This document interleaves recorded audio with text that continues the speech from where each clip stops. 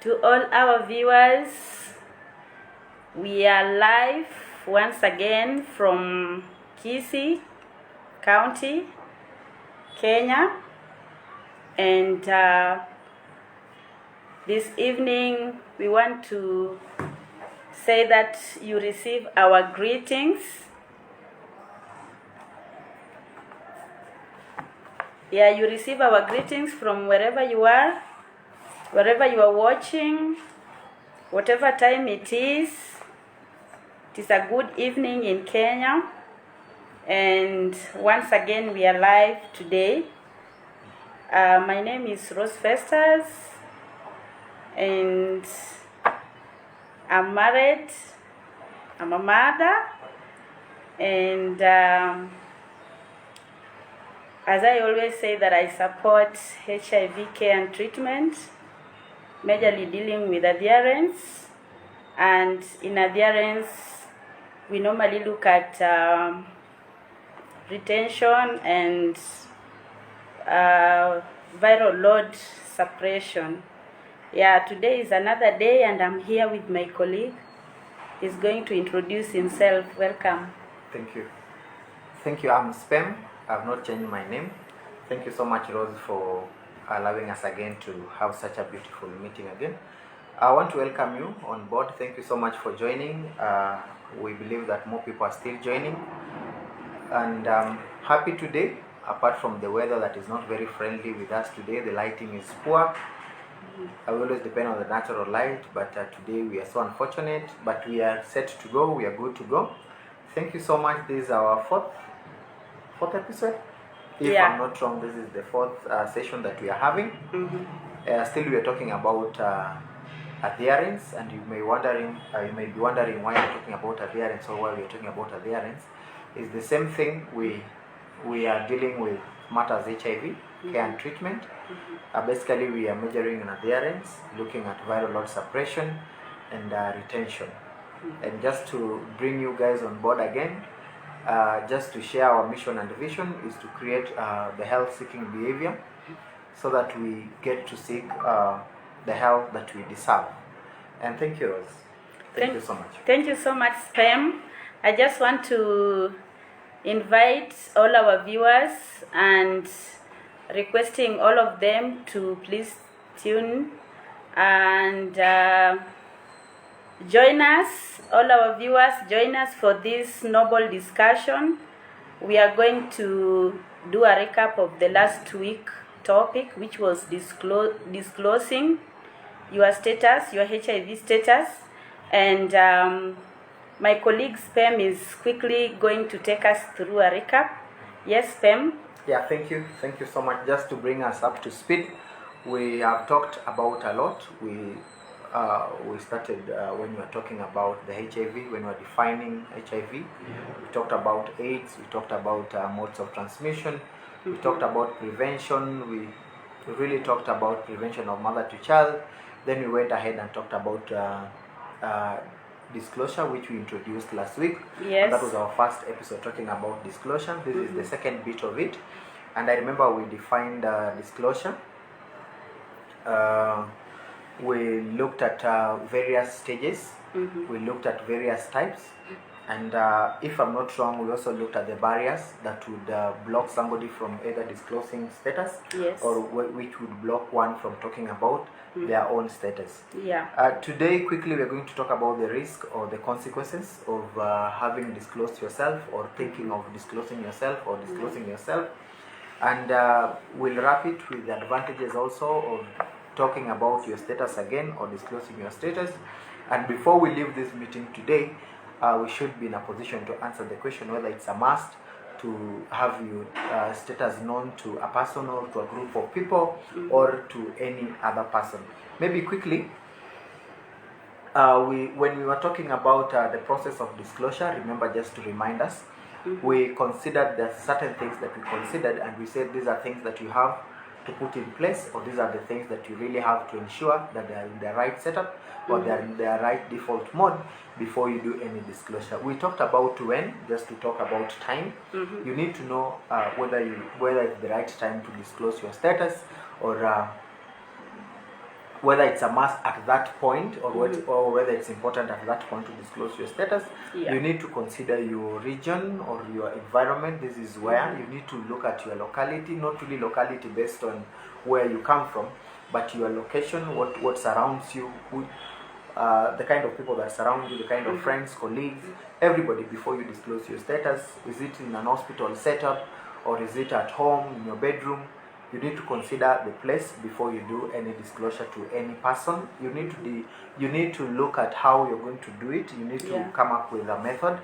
We gave so many examples. We asked questions whether you want to do it on phone, you want to do it in a church, where do you want to do it, and how do you want to do it. The how, the process of doing it, the how bit of it must be answered before you move ahead, or before you go ahead and disclose your status.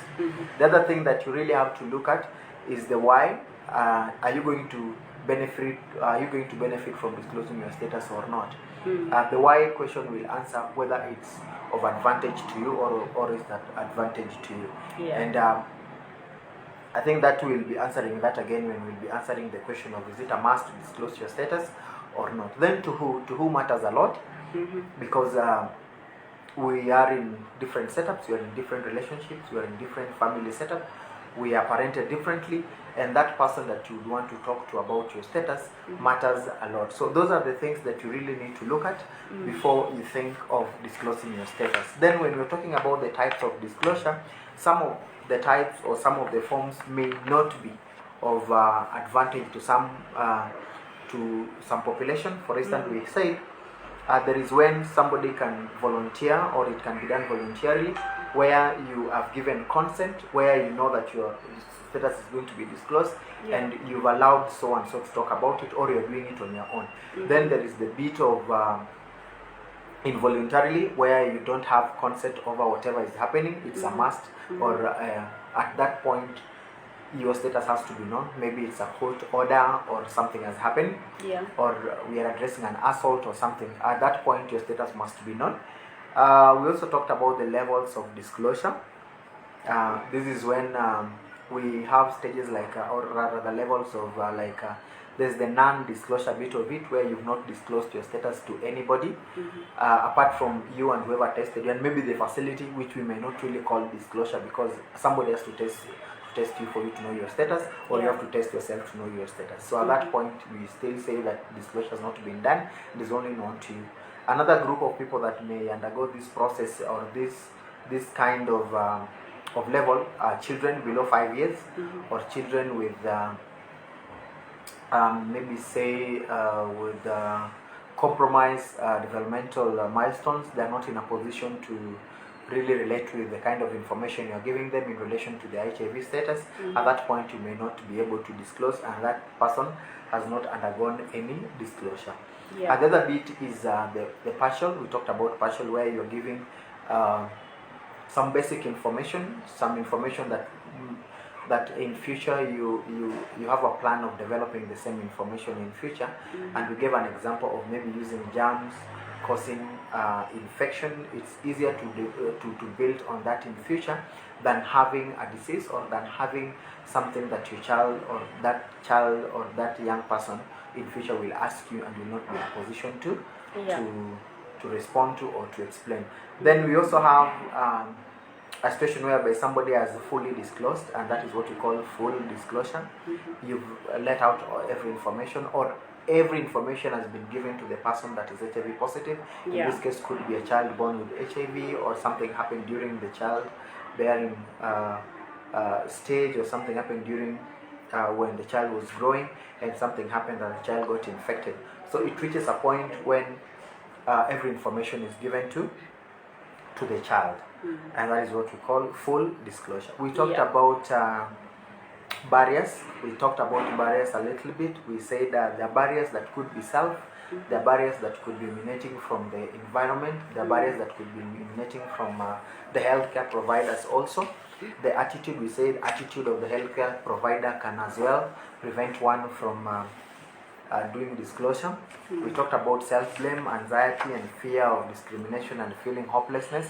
This feeling can make someone not disclose their status. Somebody could be too sick to disclose their status. Somebody could be too young. Age issues could be an issue. Rather, fear of being isolated, lack of skill, attitude. Rather, lack of skill, the right attitude, and the right knowledge to disclose your status. We talked about taboo, the other communities that we don't talk about HIV, and that alone can also prevent someone from talking about HIV status. We also talked about stigma surrounding HIV, the way it was brought into the country, the way we learned about it. If you visit the old books, if you go to, I think, our libraries, you'll get the information is not very friendly. So those are things that can be graded as, or can be categorized as barriers. Then we have denial. Denial can also personal, as in self-denial. It's a process that you're undergoing. So you've lost a status, and we said it's more of loss and grief. So you're still grieving of a loss of status, and so maybe you're still bargaining with yourself. You're still asking yourself whether it's you. You're still not sure, as in it is not within you. You're still denying the fact that you are HIV positive, and so you cannot talk about it. Or you look at your family setup, you look at the kind of support that you're getting, you look at the relationship that you're having with your child, with your spouse, with your colleagues, with your friend, with anybody, maybe in your new marital status. You're looking at so many things, and you're still denying the fact that you're positive. I think up to there, I want to say thank you so much, Rose, and maybe just confirm if we are clear, or the sound is not very clear. We can still work on the same. So kindly, if you can just inform us in case of any technical hitch. Thank you so much, Rose. Thank you so much, Spam, for that good presentation. And I just want to invite and welcome our viewers. Please tune in and feel free to comment, join us and be together with us. Yes, thank you so much, Spam. Today, as we said last Friday, that we are going to see, we are talking about disclosing your HIV status. So, Spam, we are going to see today the disadvantages of disclosing one's HIV positive status. And after that, maybe we will also see the benefits of disclosing your status to your partner, to your family, to your friends, and to anyone whom you think that is close to you, to know your status at that particular moment. So, Spam, maybe let's tell our viewers the disadvantages of disclosing one's status, of consequences. And I think this one has to come out clearly.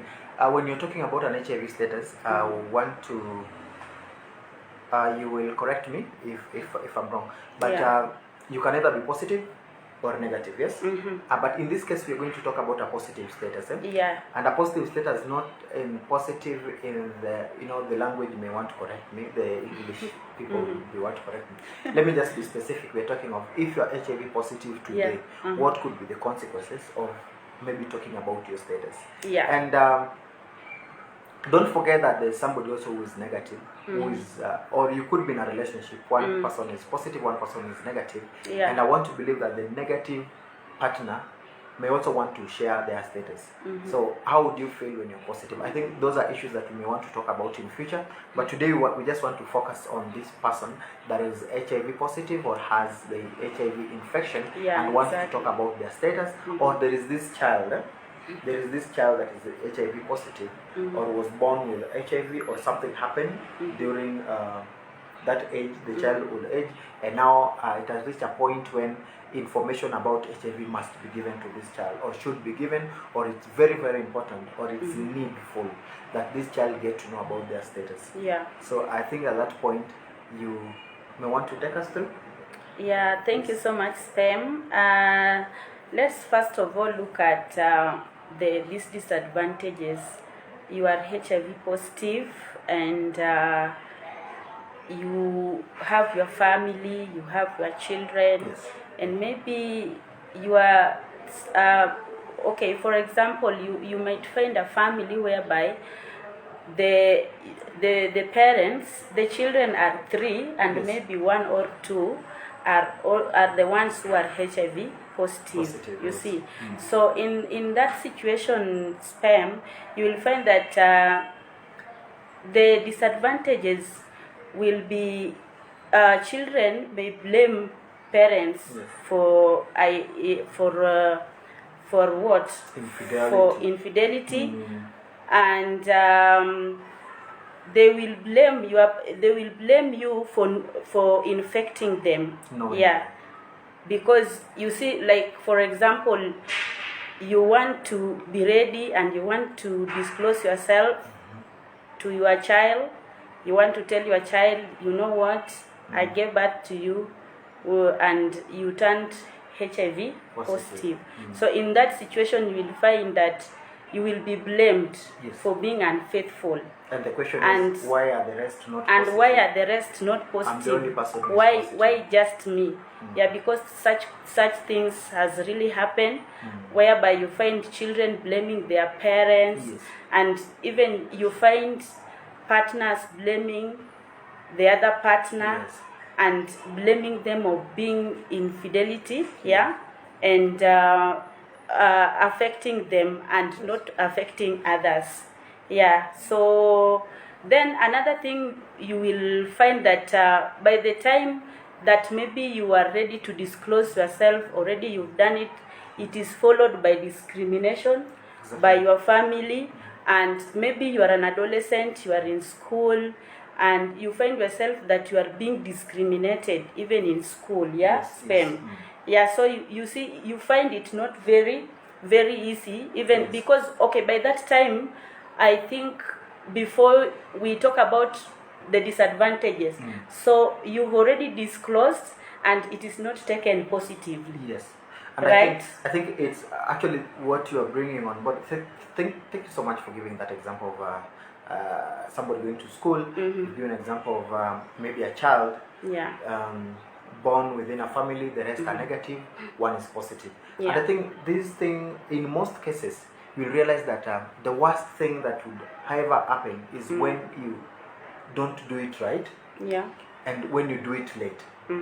And this one has reminded me again of the questions of when, why, how, where, and all that. If you don't answer that, and even to who, if you don't answer those questions during disclosure, trust me, all the consequences of disclosure will follow. Yeah, exactly. I don't want to jump into the importance. Let us look at the consequences first. How painful at times they can present themselves, and how bitter at times they can really be in the middle of a family or in the middle of a relationship.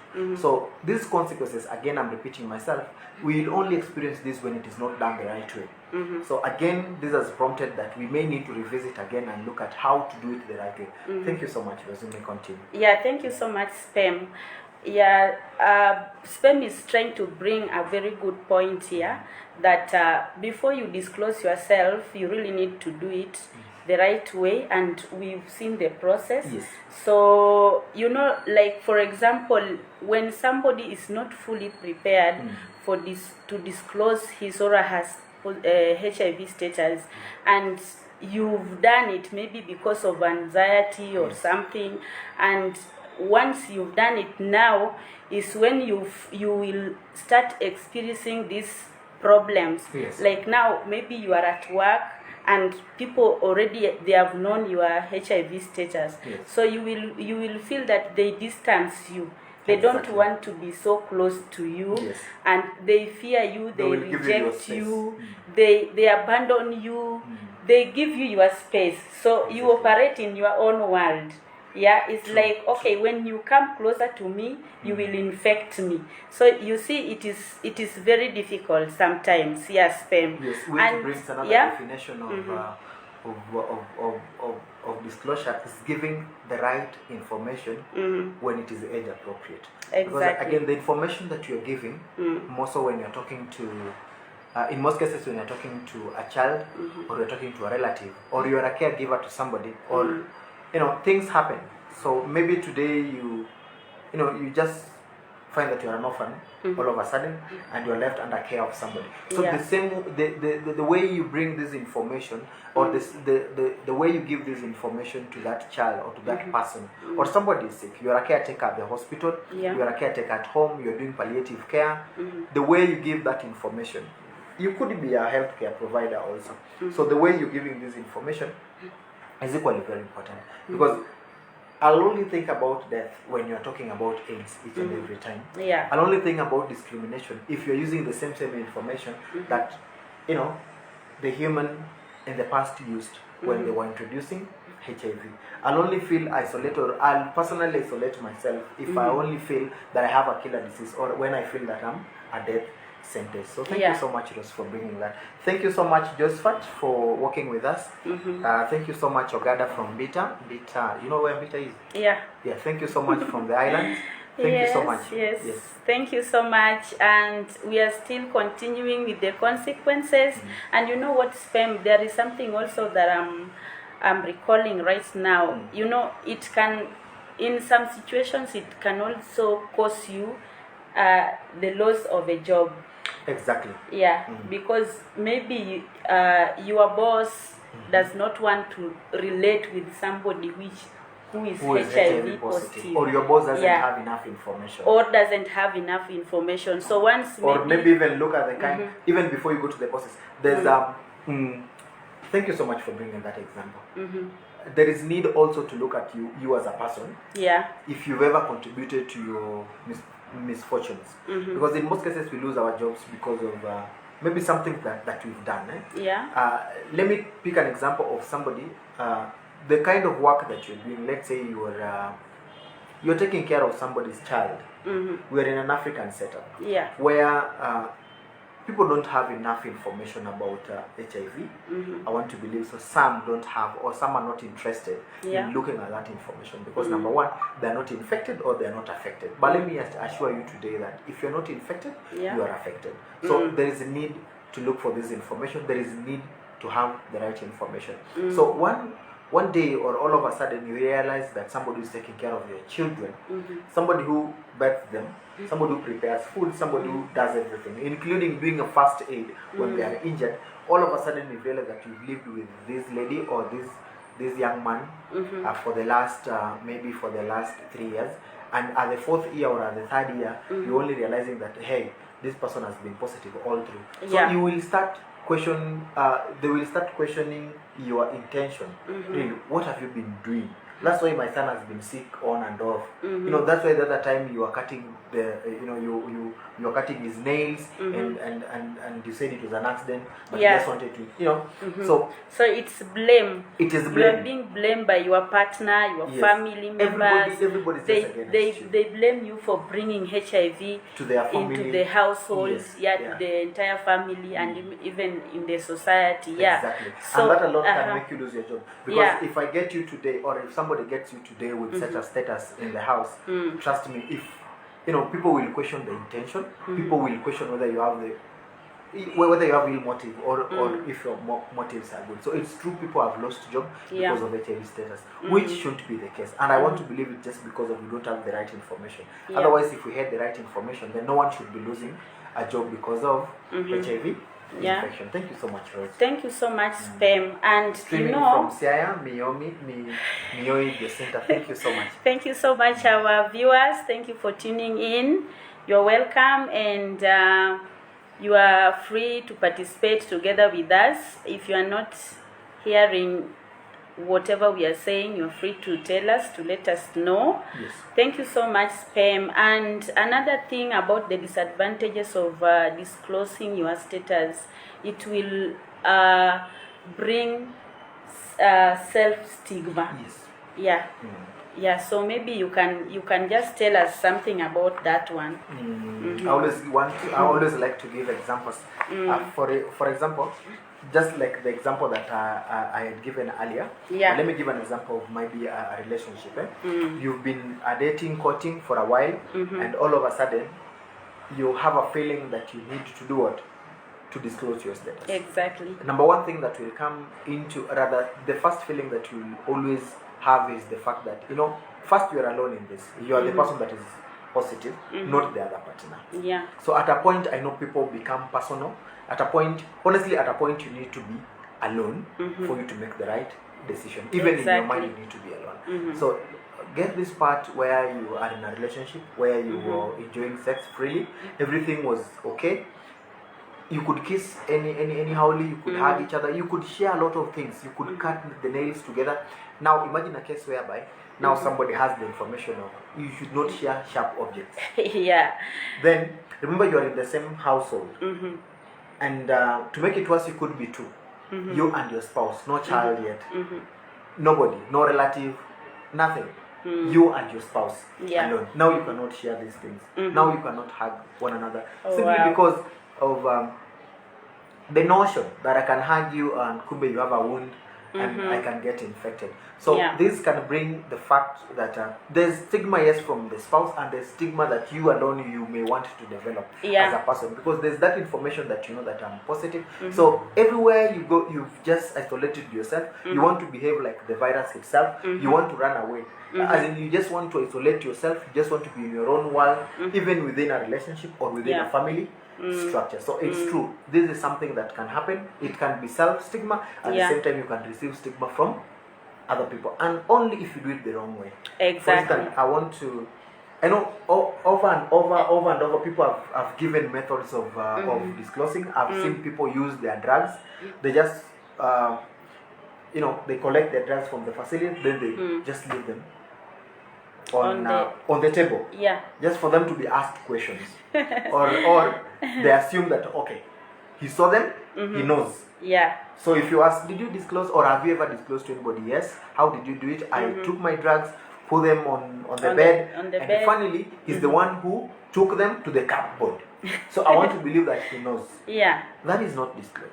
If you've not talked about it, if you've not given the right information, if we say it's not a one-time event. It is not a one-time event. Actually, it's not an event. It's a process. It is a process. It's something that you have to accept within you. It's something that you need to process. It's something that you also need to allow your partner to do it, to process. It's like receiving HIV result today, which is by any chance you're HIV positive today. I know this, in most cases people will say, okay, Ishakwa, everybody's like that, I'll take medication. But you also need time with yourself to process this result. Even that counselor that is giving you this result, even that doctor that is giving you this result, needs to give you time, or need to give you time to do what?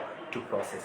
So when you're talking about your status to somebody, process the information. At the same time, allow the partner or allow the person that is listening to this information to do what?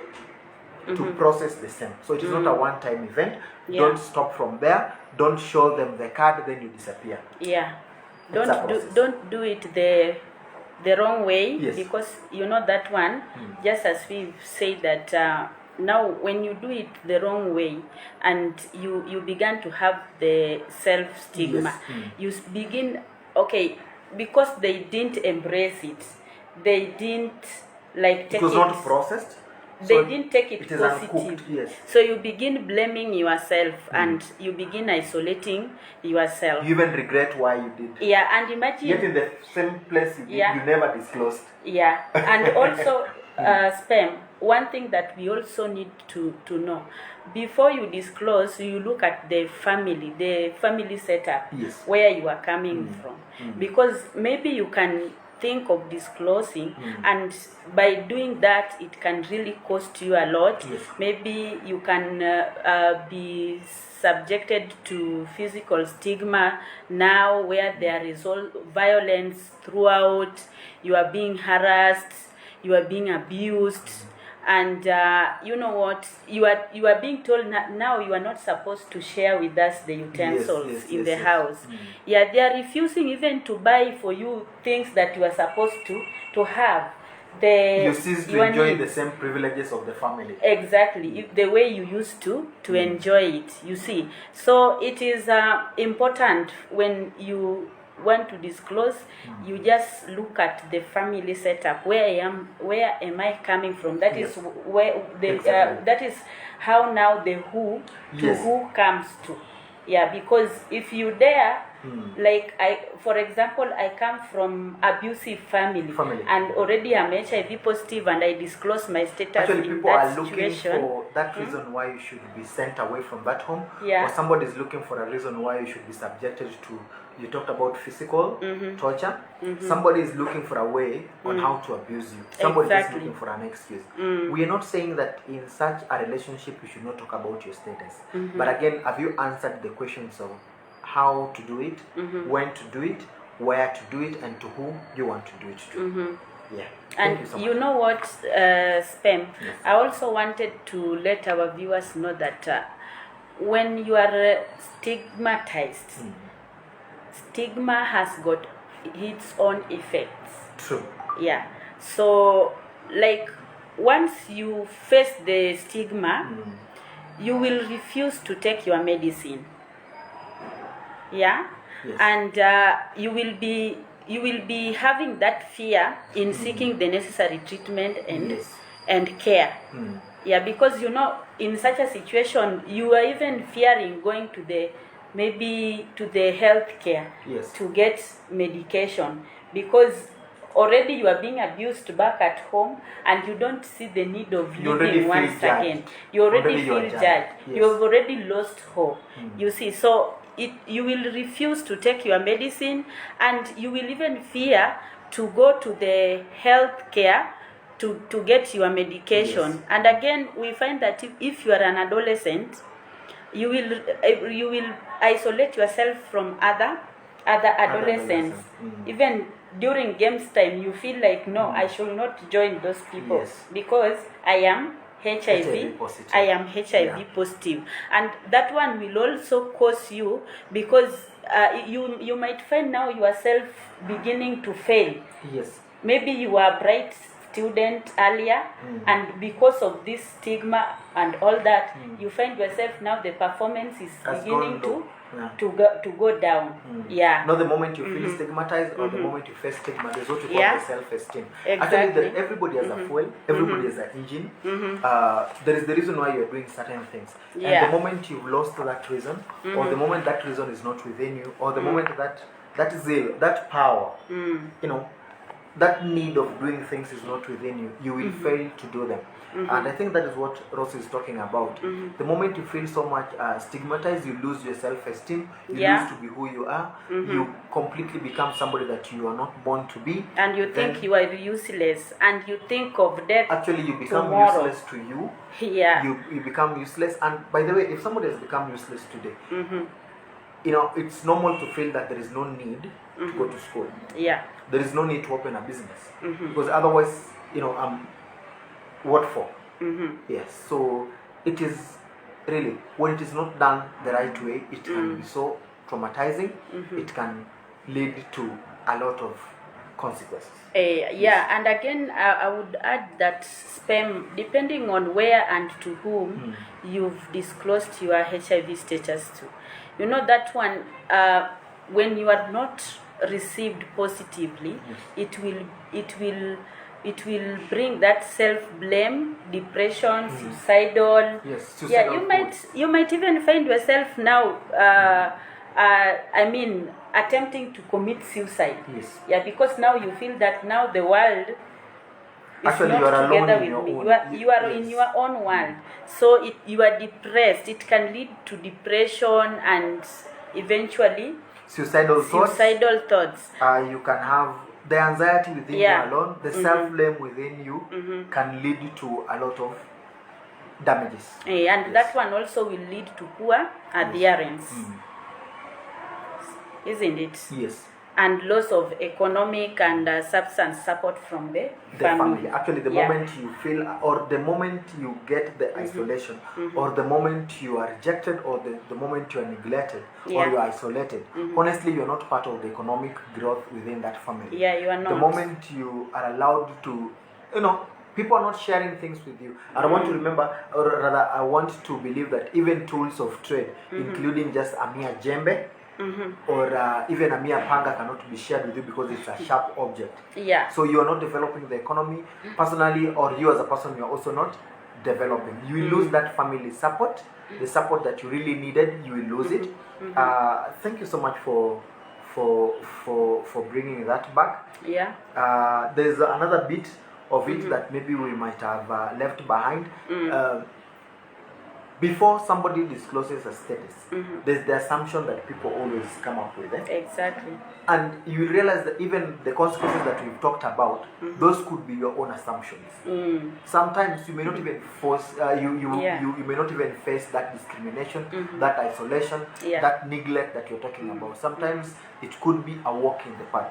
Sometimes people know that you are HIV positive, they're only waiting for you to come out clean just to support you. But there is this assumption that people make, and that is what has really led into all this: the self-blame, discrimination, loss of support, anxiety, suicidal thoughts, because you have the assumption that you're not going to be the same again. So that assumption is very bad. And there's another thing, assumption made about sexuality, where you start thinking about your next sexual life, leave alone the current one.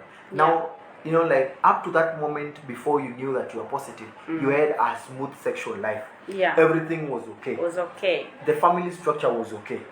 Nothing was in a mess. But now you are positive. You want to think about now condom is here. You want to think about now we'll have to abstain. I will not get a child. I may not be in a position to be married. I will not be in a position to marry. So already you're making that assumption based on sexuality. Already there's a lot of separation that has come within you. There's another assumption that people make about the lifestyle choices. You now want to believe, or you want to think that now your choices are limited. There are things that you cannot do. Me, I cannot do medicine. Medicine is 6 years. I cannot live for the next 6 years. Me, I cannot do law. Maybe law is 10 years, 20 years, 15 years. I cannot do law because my time is limited. You've already lost hope. I've already lost hope. People are getting green cards. People are going abroad. I'm not saying that abroad is the only country to go to. I'm just giving an example. I wouldn't want to go to abroad. After all, I will die and I'll be a burden to people to bring me back home. Back home. So there's a lot of assumptions that people make that limit the choices that people make in life. So these ones can be a consequence, and at the same time, it can prevent you from doing what? From talking about your status. Exactly. So there are a lot of disadvantages, or there are a lot of consequences of doing the wrong way. Disclosure. The wrong. Because if you only consider the person that you're talking to about your status, if you only consider the environment, if you only consider the timing, if you only consider everything, the process, the how bit of it, all this will not be in your table. But the moment we make an assumption again and just do it manually, or just do it, the wrong way, then all these consequences, you may face them, or you may not face them. But it's important that we talk about the consequences of doing it the wrong way. People do it to punish others. I've seen people writing notes, people writing a lot of, over 200 people that have infected and you attach your photos. I don't want to say it's wrong, I don't want to say it's right. But again, ask yourself, you infected 200 people, these 200 people are alive and reading the same information that you gave them, living with the same virus that you distributed to them, yet you are hospitalized. Or you're committing suicide. So that is your last information that you're giving to them. Or you are too weak even to stand on your own. So ask yourself, what is happening? Who is on the wrong? Just ask yourself, you know what, Spam, let me just bring you back to a time when I was young, and I could hear about HIV. HIV is a deadly disease, is a killer disease. So you see, like the wrong way that you are talking about. I witnessed sometimes back when I was still in primary school, that somebody who was infected with HIV was positive during that time and has gone into as let's say, has had sexual intercourse with about 300 men. Maybe you are a lady, maybe you are a man, and you had sex with 300, 400.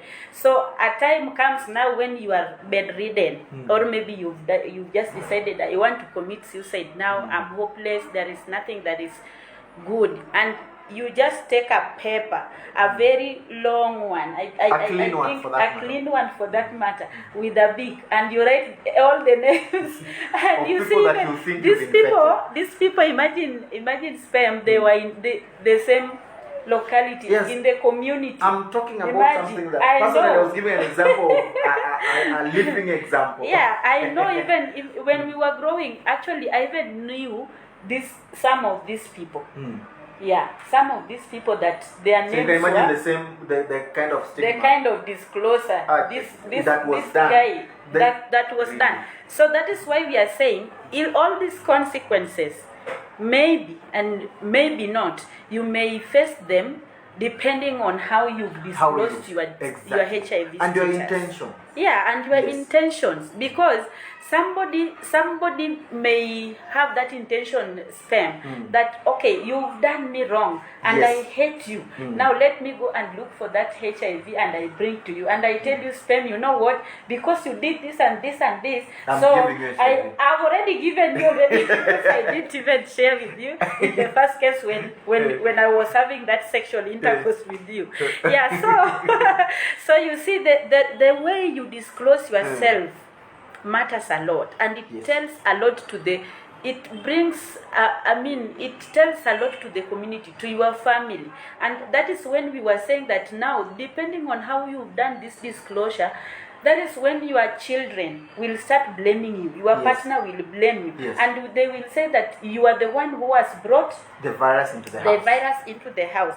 It is, in some society, it looks like it is a taboo, whereby once you have found that you are HIV positive, I tell you are being taken and you can be killed. Yeah, true. Yeah. True. So when you are doing disclosure, please just do it the right way.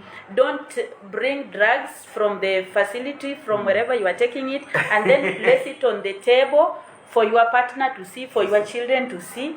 And because we've had these cases, sperm. Actually, it has worked for very few people that I don't know. Anyway, if that is your method, if bringing drugs can work for you, I really don't know. No. But I would encourage that we sit down.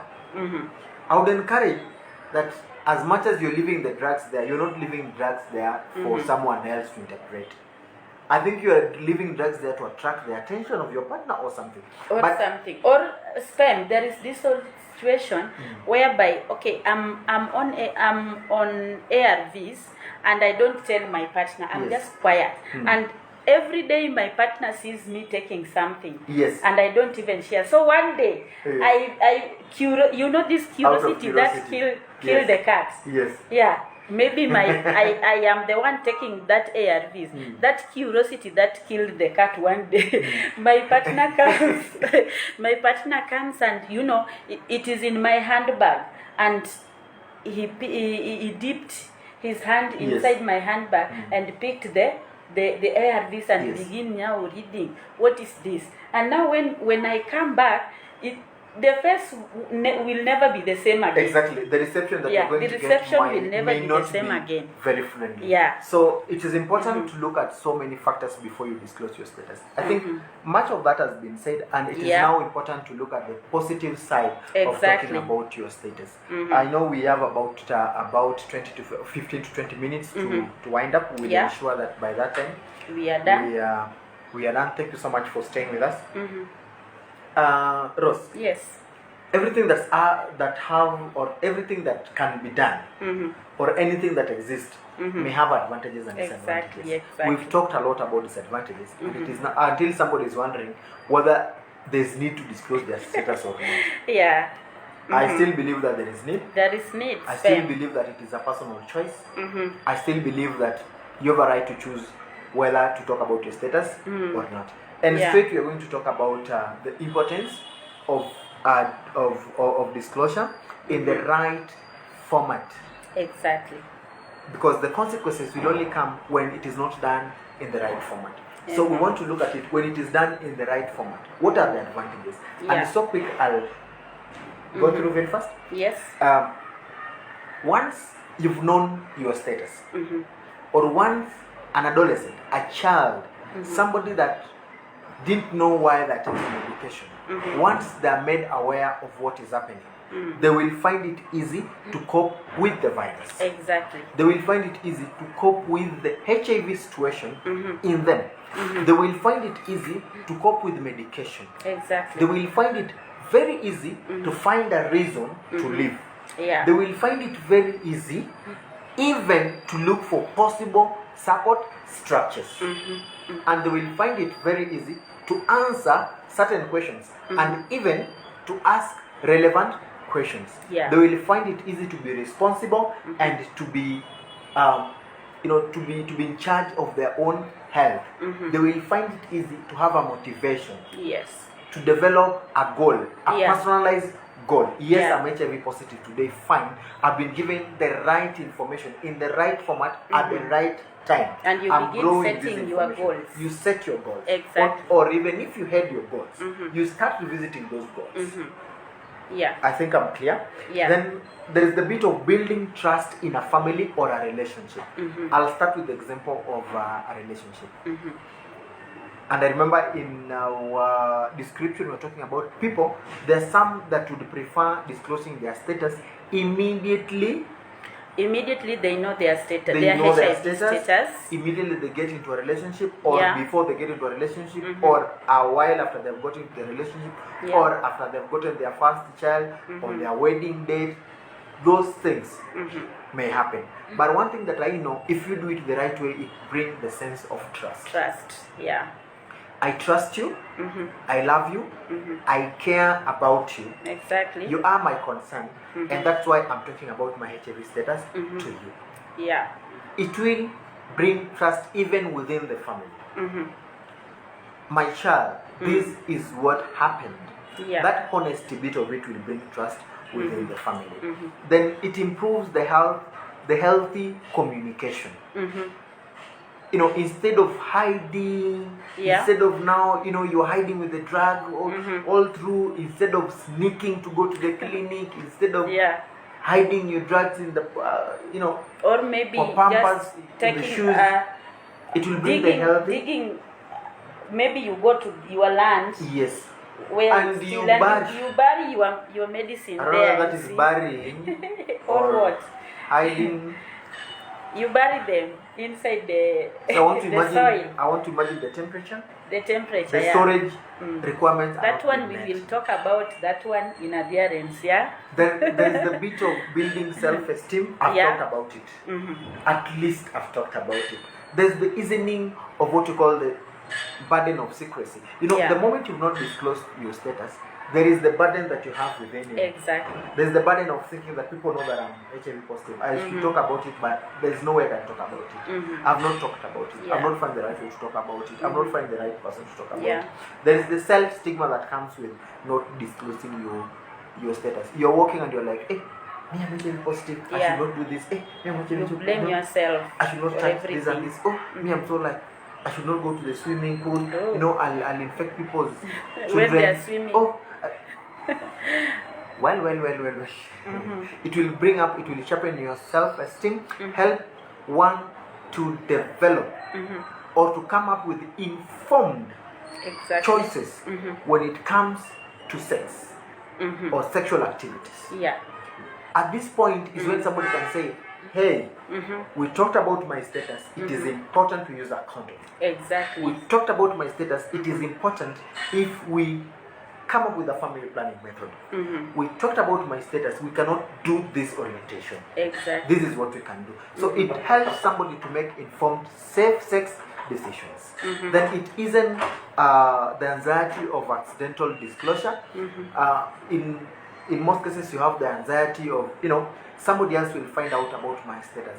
So all of a sudden that anxiety will go down because somebody already knows about your status. I've talked about family planning options that one can talk about. I've talked about partner notification. No, I'm talking about partner notification services where you know you are HIV positive. It's easier you've talked about it to your partner, so Yeah. it's easier to bring your partner on board, to have yeah. the test. The test. It is easier to bring your family on board because they know that you're HIV positive. Yeah. So it's easier to bring them on board.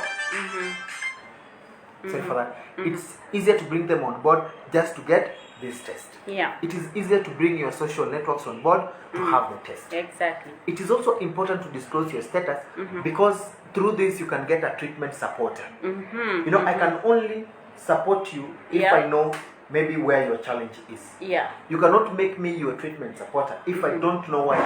Exactly. You know, what kind of treatment am I supporting? Yeah. So the moment you've disclosed your status, it's easier to get a treatment supporter. And in most cases, this person that you're disclosing to, in most cases, they will always be, or they will form the baseline of your treatment. Exactly. Yes. Yeah, thank you so much for bringing that. That it will help you to have a treatment supporter. You know, treatment supporter is very important because you are a human being and you can forget sometimes.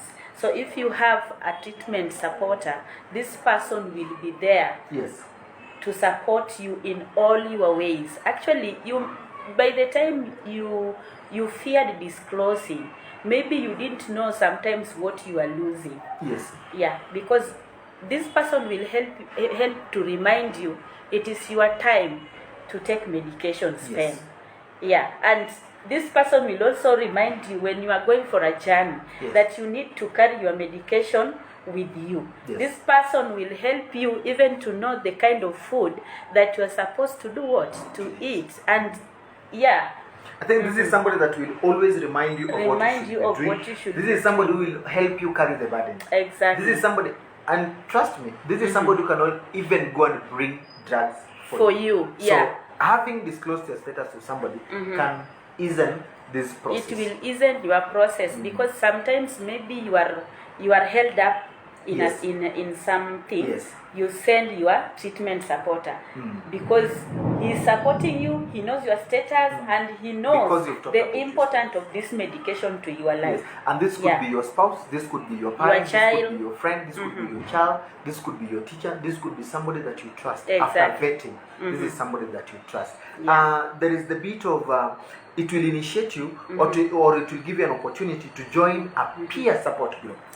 Because there's a group, people are formed in the community. We are 10, we are 11, we are 20, we are living with HIV and AIDS. So before you disclose your status, it will be very difficult for you to join such an event or such a group or such a proceeding. So it can also help you to join this peer support group. It empowers one to be a role model. It empowers one. Actually, it's one of the best advantages. You know the kind of pain that you underwent before you disclosed your status. You know the kind of pain that you underwent when no one knew that you're HIV positive. You know the kind of pain that you underwent the moment you tested positive. You know the kind of pain that you underwent the moment you were thinking of going to have a test. And you know the kind of pain that you've underwent also in hiding your treatment. In hiding your drugs. In hiding your clinic card. In hiding even your journeys to the clinic. And I know that there are people that, like currently we are in Kisii. That example is bad. Okay. Somebody leaves a different region to another region simply because I don't want to be found. Those issues are there. But through disclosure you realize that these are burdens that can be easy. Can be solved. The easier, or it makes it easy for a person to access healthcare systems or just to work in any facility. The moment you develop the sense, or the moment you have the energy, or the moment you've known yourself, you've even disclosed within you yourself. It's easier to walk into a health facility and just say, hey, I'm so and so, I'm taking drugs, I'm picking from this facility, and because of this and this, I'm not in a position to do what? To go and take drugs somewhere. This is my card, kindly assist me get what? Get drugs. That can only be done when you are ready to talk about your status. It enhances adherence. I think you talked about it. It enhances adherence because you're going to develop a treatment supporter. Your family knows what you should be doing, so they will be not really on you, but they will be supporting you. It will reduce I think I talked about it. Reduce the anxiety of accidental disclosure, but there's the anxiety of maybe developing self-stigma. It will be reduced. Yeah. The kind of depression, actually the kind of depression that you have when you've not disclosed to yourself, you cannot compare the same with the kind of depression that may arise after disclosing your status. It becomes more bitter, or it becomes, what you've not talked about. Imagine you're suffering and you don't know why you are suffering. Yeah. You suffer more than when you're suffering, but again somebody else knows, may want to know, or has the information, or is thinking, or having an idea of why you could be suffering. It's easier to help such like a person. Exactly. I think that will bring us to the end of discussing the importance of disclosure. Yeah, I just wanted to add something, Spam. We have few minutes. About 5 minutes. We talk about 5 minutes. Okay, I just wanted to add something quickly about the advantages of disclosing your HIV status, especially when you have a child who is on medication, and that time comes when now you have to disclose to your child. We said earlier that if you're not in a position to do that by yourself, the health caregiver is in a position to support you through your consent, isn't it? So this one will really help you once your child knows the reason as to why he or she is taking medication. It will ease your problems. Yes. Yeah, because this child will be in a position to know, yes, I am HIV positive, and the child will be in a position to accept the status and to continue with the life, develop the responsibility that you said, and that child will be in a position to remember that I am supposed to take this medication even if my parents are not around, even if somebody is not around with me. This is my life, and I have to do the correct thing. Yes. Yeah. I think it isn't the way even a family is governed. Yeah. It isn't so many things.